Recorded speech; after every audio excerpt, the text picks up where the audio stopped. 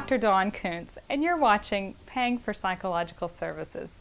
This video was created to help you understand the various payment options you may want to consider when taking your child to see a psychologist. This video will discuss the pros and cons of using insurance versus paying privately for psychological services, medical versus mental health coverage, and in-network versus out-of-network insurance benefits. If you have made the decision to take your child to see a psychologist, your next decision will be whether to use your insurance benefits or to pay privately. Some psychologists have chosen not to partner with insurance companies because of privacy issues and limitations that insurance companies place on them.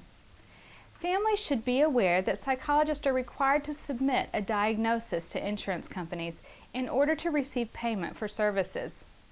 There is also a concern that insurance companies may not keep sensitive mental health issues private, and families may not be fully aware of who might have access to their personal information, especially during clinical reviews or audits. Paying privately allows complete confidentiality from your insurance company. Additionally, insurance companies often dictate how long patients can be seen and what type of treatment providers can implement, frequently without any substantial clinical information about the patient. Many insurance plans require pre-authorization for treatment. This means that you must call and tell the insurance company why you are seeking treatment before you see the psychologist. The insurance company then determines how many visits you are allowed, and the provider must send treatment updates when they request additional visits. These updates contain sensitive family information. At times, insurance companies may even refuse to authorize additional sessions, leaving the patient having only received partial treatment. Due to all these limitations, many psychologists elect not to participate with some or all insurance plans because they don't want to be under the arbitrary rules of companies that don't even know their patients. If you are interested in the private pay option because of these insurance caveats or simply to protect your confidentiality, please discuss this with your psychologist when you schedule your initial visit. One issue that is often confusing to those who are seeking mental health treatment for the first time is that in some cases your mental health coverage is provided by a different insurance carrier than your medical coverage. In other words, the insurance card in your wallet says one thing, but when you call to determine your benefits, you find that you have to call another insurance company for authorization. If you look at the back of your medical insurance card and it says, "For mental health and substance abuse, call," and then gives a phone number, it is likely that you have a different insurance company covering your mental health benefits.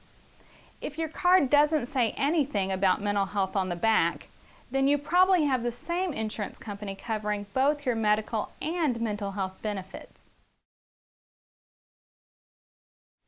If you decide to use your insurance benefits, your next decision is whether you will be using someone who is in-network or out-of-network with your insurance carrier.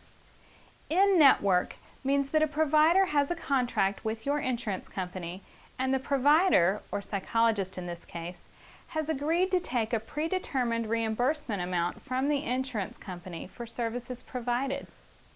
With most insurance plans, the family usually has a co-payment, so check your mental health benefits for this information. To obtain mental health benefit coverage, look on the back of your insurance card and call the number for member benefits, or if your card says "for mental health call" and then gives a phone number, call that one. Sometimes the amount of the co-payment is actually listed on the front of your insurance card. Occasionally there will be several different co-payment amounts listed on the front of the card, depending on whether the visit is to a primary care physician, a specialist, or an emergency room.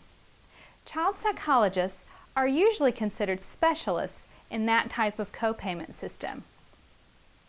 If you have called to check on your mental health benefits, You will also want to find out if you have a deductible to satisfy before your insurance will pay for the psychologist's services. If you have a deductible that hasn't been met yet, you will be required to pay the psychologist the rate that has been contracted with the insurance company until the deductible is met. Once the deductible is met, you will just be responsible for paying your copayment at each visit. Some insurance companies don't have a copayment per se, but rather a co-insurance, which is actually a percentage of the contracted rate that the patient is required to pay, rather than a flat fee. It is important to mention that even if your psychologist is considered to be in-network with your insurance company, some psychological testing is not covered by insurance at all. You may be able to use insurance for part of your clinical evaluation, but the testing itself may not actually be covered. If you would like to see a psychologist who is not in network with your insurance, you first need to see if your insurance plan has out-of-network benefits, which means that your insurance company will cover a percentage of your visit. There is usually a deductible that you will have to satisfy before the insurance will begin paying for part of the sessions. That means that you will have to pay the psychologist the full fee each session until the deductible is met. After the deductible is met, the insurance company will pay for a percentage of each session fee, and the patient's family will be responsible for the remainder of the fee. When a patient is required to pay a percentage of the session fee, this is called a co-insurance rather than a copayment, which is a flat fee. The most important thing to do is to familiarize yourself with your insurance benefits before you actually seek treatment for your child so that you will know your share of the cost.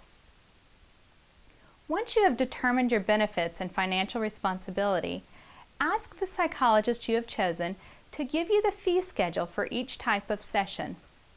The initial session and follow-up sessions will usually vary in price.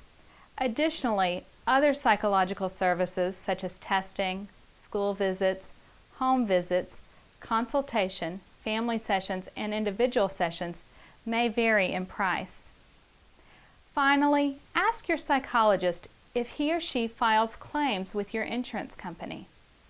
Some psychologists opt not to file with insurance and instead give their patients statements or an already completed claim form to submit to their insurance company. In these cases, the patient pays in full for the service up front, and then they are reimbursed by their insurance company. In summary, here are some questions you can ask when you find a psychologist. 1. Is the provider in network with your insurance company? 2. If they aren't, and you have out-of-network benefits, can the psychologist file your claim with your insurance company? 3. What are the fees associated with their psychological services? 4. If you prefer to pay privately because of privacy issues, what forms of payment does the psychologist accept? 5.